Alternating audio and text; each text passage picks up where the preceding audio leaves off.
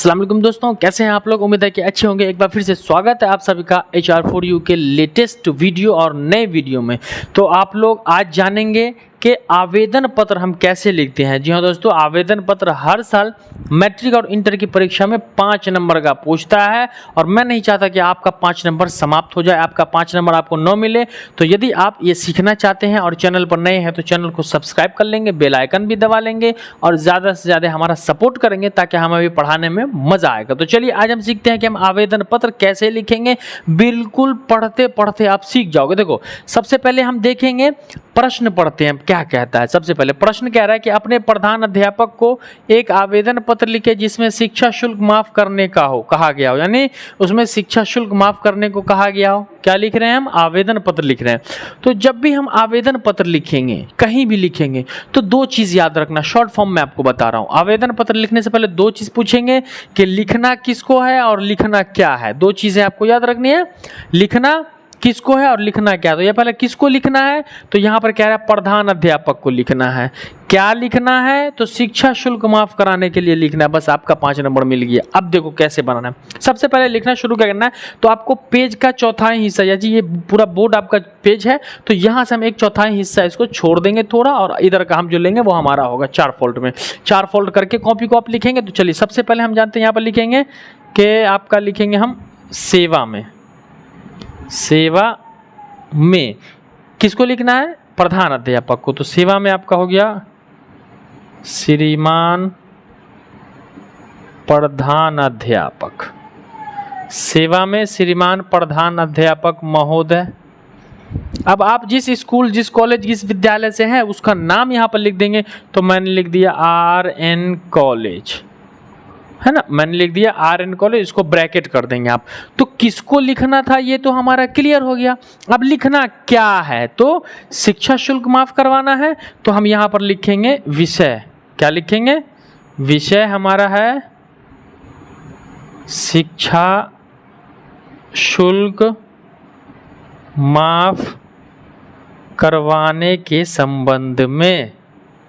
शिक्षा शुल्क माफ करवाने के संबंध में, ये हो गया आपका। क्या लिखना था, किसको लिखना था वो भी पता चल गया, क्या लिखना था वो भी पता चल गया। अब हम लिखना शुरू करेंगे। हमें मेटर थोड़ा सा, यदि हम किसी से अपना कुछ माफ करवा रहे हैं तो इसका मतलब हमें नम्रता के साथ मानना होगा, अपनी परिस्थितियों को, दयनीय परिस्थितियों को दिखाना होगा, तो वो हमें इसमें दिखाना होगा। लिखेंगे महाशय। क्या लिखेंगे? महाशय। ये आपका फॉर्मूला है, फॉर्मूला बेस पे लिखना है। सविनय निवेदन यह है कि, सविनय निवेदन यह है कि, है ना, शुरू यहीं से करेंगे कि सविनय निवेदन यह है कि मैं आपके वर्ग का एक, वर्ग नहीं देंगे यहाँ पर, हम स्कूल दे देंगे। आपके स्कूल का एक गरीब छात्र हूँ। क्या है? गरीब छात्र हूँ, क्योंकि जब तक आप गरीबी नहीं दिखाएंगे तो आपको दिया ही नहीं जाएगा। तो ये हो गया सविनय निवेदन यह है कि मैं आपके स्कूल का एक गरीब छात्र हूँ और मेरे पिता की, है ना, मेरे पिता की मासिक आय बहुत कम है। यानी मेरे पिता जो है वो बहुत कम कमाते हैं। मेरे पिता की मासिक आय बहुत कम है ना, बहुत कम है, इतना कि वो हमें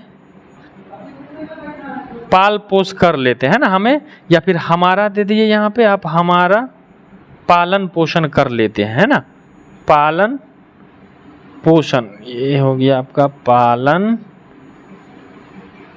पोषण करते हैं। ये आपका क्लियर हो गया। सविनय निवेदन ये कि मैं आपके स्कूल का एक गरीब छात्र हूँ। क्लियर? ये मेरे और मेरे पिता की मासिक आयु बहुत कम है, इतना वो हमारा पालन पोषण करते हैं, है ना। इसीलिए यहाँ पर लिख देंगे, है ना, इसीलिए मैं आपको शुल्क देने में असमर्थ हूँ। क्लियर?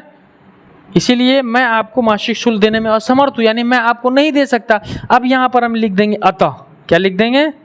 अतः श्रीमान से विनती है ना, विनती है कि मेरी दयनीय, है ना। अब क्या करेंगे कि हम दिखाएंगे ना हम गरीब हैं, तो यहाँ पर हम निम्नतः कह रहे हैं कि अतः श्रीमान से विनती है कि मेरी दयनीय स्थिति को देखते हुए मेरा मासिक शुल्क, क्या मेरा मासिक शुल्क माफ करें, मेरा मासिक शुल्क माफ कर दे। क्या लिखा मैंने कि श्रीमान से विनती है, अतः श्रीमान से विनती है कि मेरी दयनीय स्थिति को देखते हुए मेरा मासिक शुल्क माफ कर दे। और यहाँ पर लिख देंगे जिसके लिए मैं सदा आपका आभारी रहूंगा, सदा आपका आभारी रहूंगा। क्लियर है? मैं सदा आपका आभारी रहूंगा, ये हो गया। यहाँ पर आपको क्या कर रहा है, यहाँ पर लिख देना आपका आज्ञाकारी छात्र, आपका आज्ञाकारी छात्र। यहाँ पर आपको अपना नाम डाल देना है, यहाँ पर आपको वर्ग डाल देना है, यहाँ पर आपको क्रमांक डाल देना है ना। नाम डाल दीजिएगा आप अपना, वर्ग डाल दीजिएगा, नीचे क्रमांक डाल दीजिएगा, ऐसे करके यहाँ आप तिथि लिख दीजिएगा।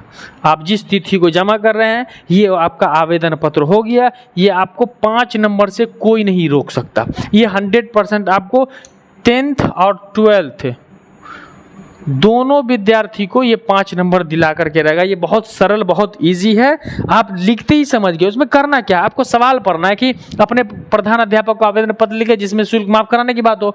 तो आप सवाल देखोगे किसको, प्रधान अध्यापक को। क्या, तो मासिक शुल्क माफ कराना, लिख दिया। सेवा में श्रीमान प्रधान अध्यापक महोदय, कॉलेज का स्कूल का नाम दे दिया। विषय क्या था भाई, क्या करना था, क्या शिक्षा शुल्क माफ करवाने के संबंध में हमें शिक्षा शुल्क माफ करवाना है।